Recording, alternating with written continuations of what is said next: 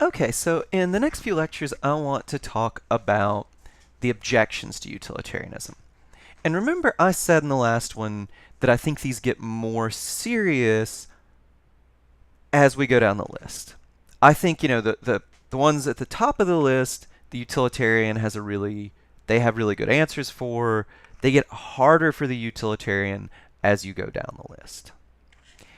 And, you know, so I think we can deal with the first three pretty quickly. And in this lecture, I want to explain what the first three are and what the utilitarian response is. And I think the utilitarian has a perfectly satisfying response to 1 and 2. They're not really serious objections.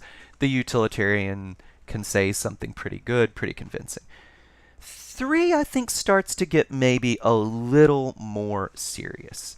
The utilitarian has a pretty good answer, but I'm not sure that it's completely satisfying. There might be something to it. But I still think, 3 they have a pretty good answer for. But 3 is one I'll return to. But let's go through these. So we'll handle, or at least see how the utilitarian would handle 1 through 3 in this lecture.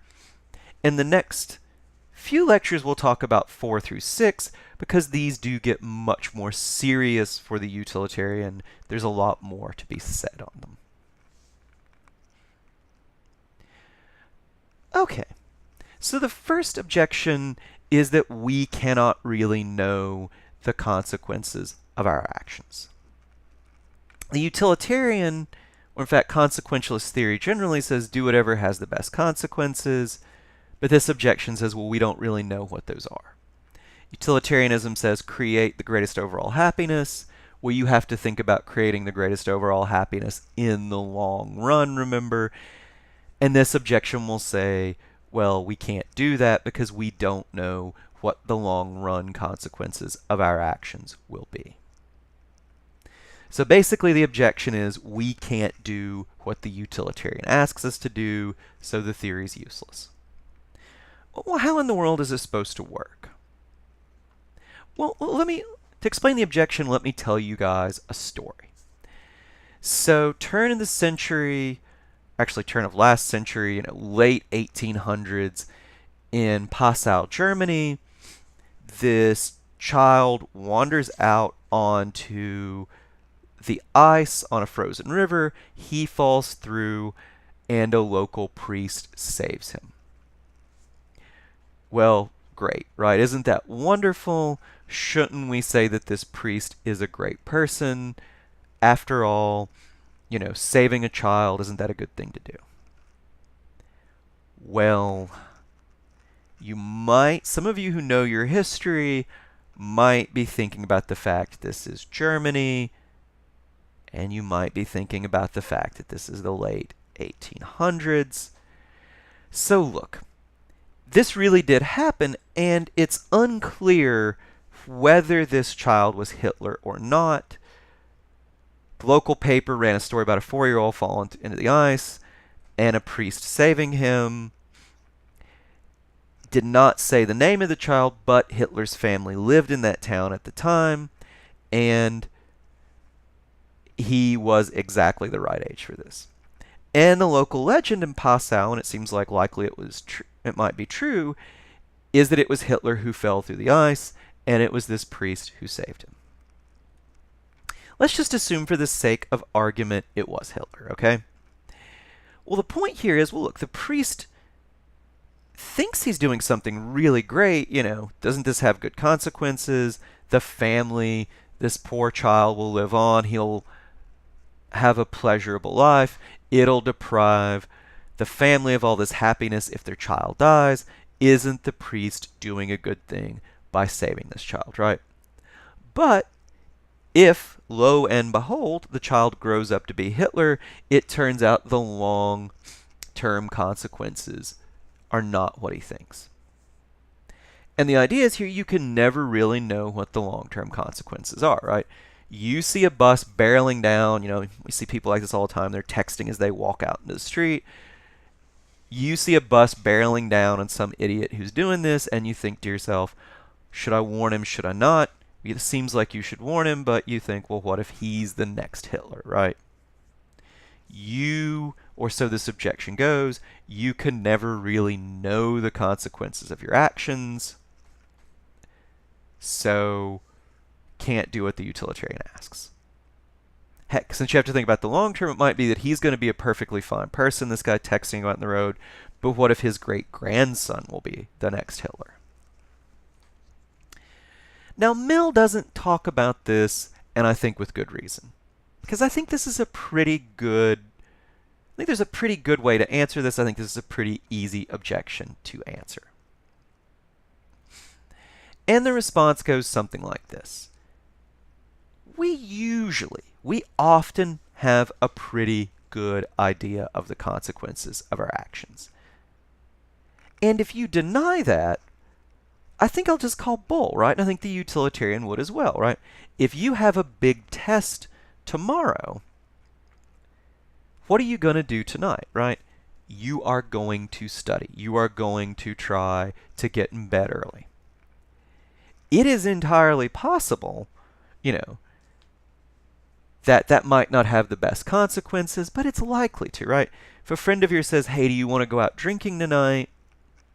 Well, you're not going to do it, right? Your professor might have some weird anyone who throws up in a trash can during the exam gets an A policy. That's really unlikely, though, right? You are going to go with what's likely to produce the best consequences, and that is studying. Or take investing your money. If you have money to invest, the smart thing to do is to put it in stocks or bonds or to put it in the bank, even though there's some chance that if you use it to buy hundreds of thousands of lottery tickets, you would win. That's unlikely. Investing it wisely, likely to have the best consequences. Blowing it on lottery tickets, not likely to have good consequences. And the utilitarian will say, well, in day-to-day dilemmas, you think about the likely consequences too. It's not that hard. Think about my child in the water example or the bus bearing down on somebody example. It is possible they're the next Hitler. It's very, very unlikely. In fact, it's equally possible that they're the person who's going to cure cancer, right? Not likely either, but equally possible.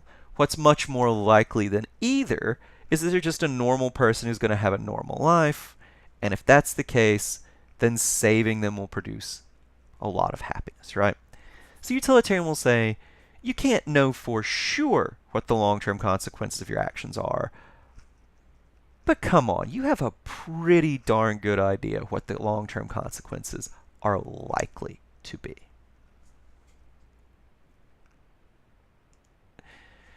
So the second objection is one that Mill talks about. And the second objection is that there's no time to calculate.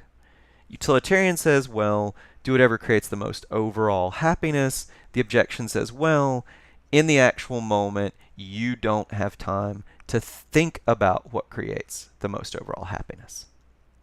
Imagine you see this person walk out into the street while they're texting, bus is bearing down on them, and you think to yourself, oh, well, what should I do? Well, probably saving him is going to have good consequences, but maybe he's the next Hitler, but that's really unlikely, so I should save him.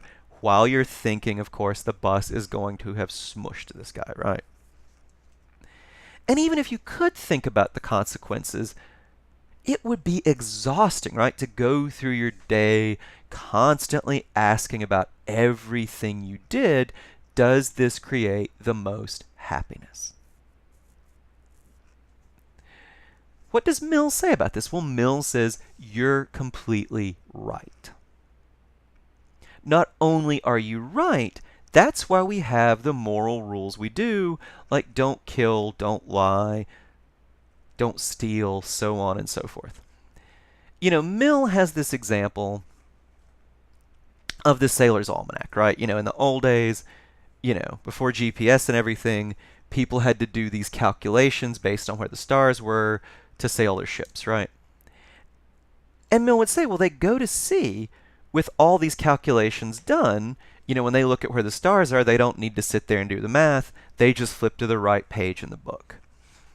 Mill would say that's what our ordinary moral rules are like.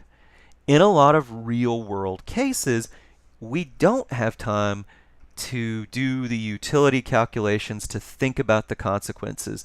That's why we have these ordinary moral rules, and that's why we fall back on these ordinary moral rules. Rules like don't kill, don't lie, they're like the Sailors Almanac. The whole point of the Sailors Almanac is to get where you're going. And Mill will say the whole point of the moral rules is to create the most happiness, but you don't always need to do the calculation. Well, you might be saying to yourself, well, if the moral rules are good enough, why do we even need utilitarianism? Well, Mill will say, look, in a lot of cases you don't have time to calculate, but in a lot of cases you do. And if there's something weird about the case, then maybe you should calculate. Utility calculations are useful in unclear or unusual cases. They're also useful in reforming our day-to-day moral rules. Mill will say a lot of our moral rules might be pretty bad, right? Mill wrote this in the 1800s, so I'll give you guys an example. Like 1863, this came out. The day-to-day moral rules of Britain at the time said that there were all sorts of things women shouldn't do. Have a job, have, like opinions, stuff, equal with men. And Mill will say, in fact, he did say, he wrote this whole book on the subjection of women. He'll say these are stupid moral rules. By doing the utility calculation, we see that it makes women really unhappy to have to follow them, and it deprives society of a lot of good because women can make these contributions. Let's scrap these moral rules because they're stupid. So Mill will say utilitarianism is useful in reforming our moral rules. And one other thing, and I want to be very clear on this, Mill will say in day-to-day life, in a lot of cases, we have to fall back on the ordinary moral rules, but Mill will also say, if breaking the moral rules creates the most happiness, break the rules, right? The rules are not sacred in and of themselves. They're just kind of a rule of thumb that helps us get where we're going.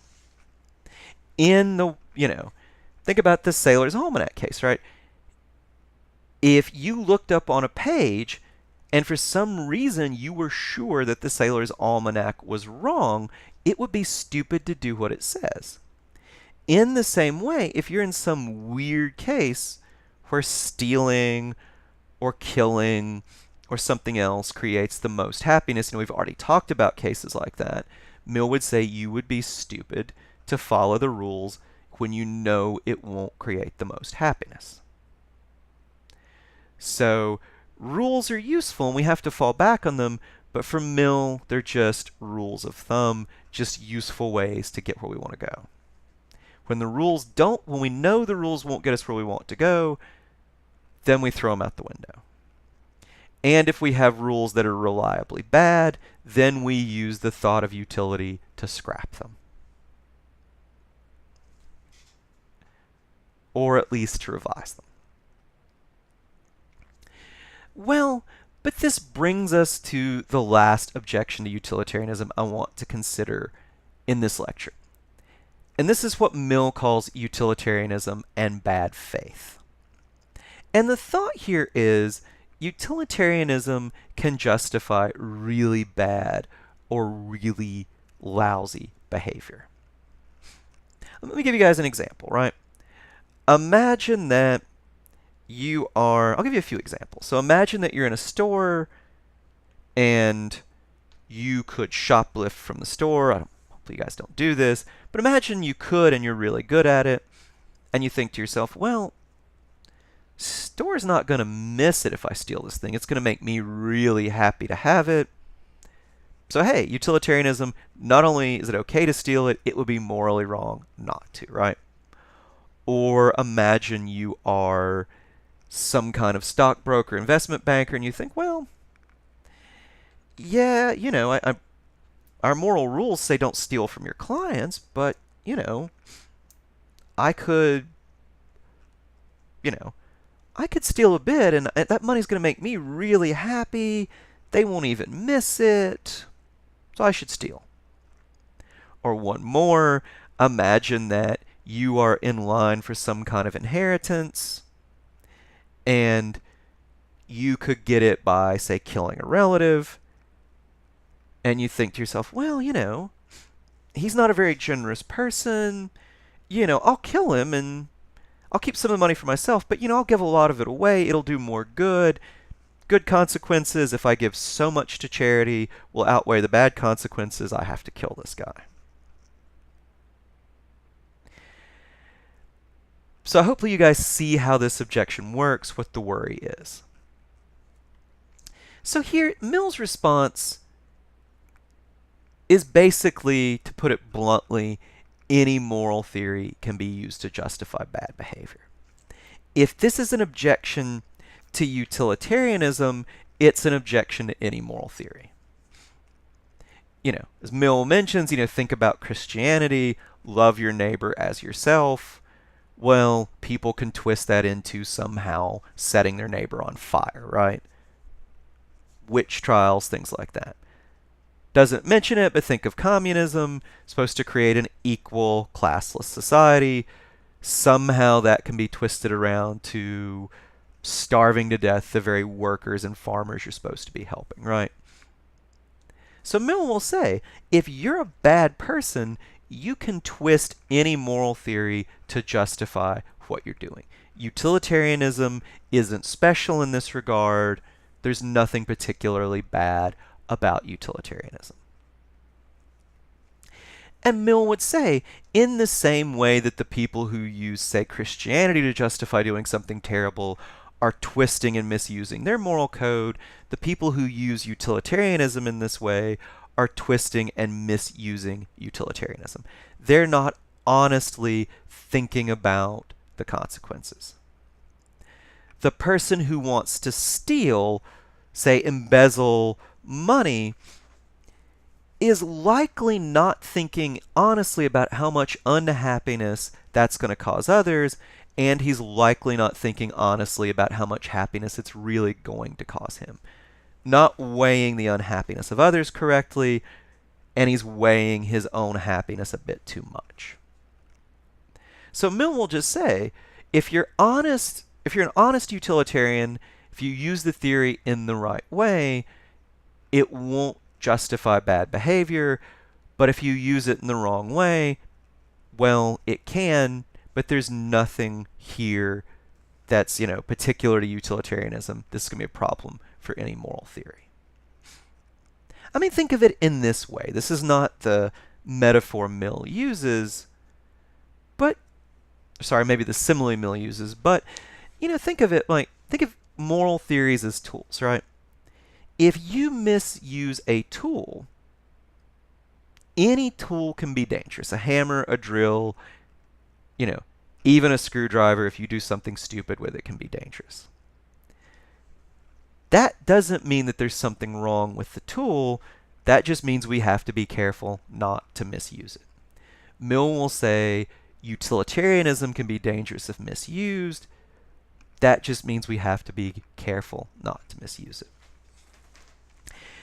Now, I'll come back to this, but I think Mill's answer is pretty good, but I do think there's a lingering worry here, right? And the worry is this. Any tool can be dangerous if misused, but some tools are more dangerous than others. In the same way, I think Kant and natural law theory will both say, utilitarianism is more easy to misuse. It's more easy for it to be dangerous than it is for other theories. Look, if you have a saw that has a guard on it, it's a lot safer than one that doesn't. If you have a saw, my parents had one like this, where the cord on it's frayed and you've patched it up with electrical tape, that's a lot more likely to be dangerous than one that's got a good cord.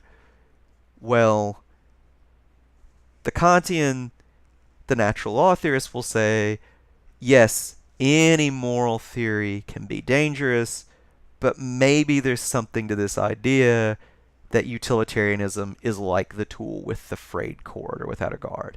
Maybe it's easier to misuse, maybe it's more dangerous. We'll come back to that objection in future lectures. I just want you guys to see that there might be a little bit more to this last objection than there are the others.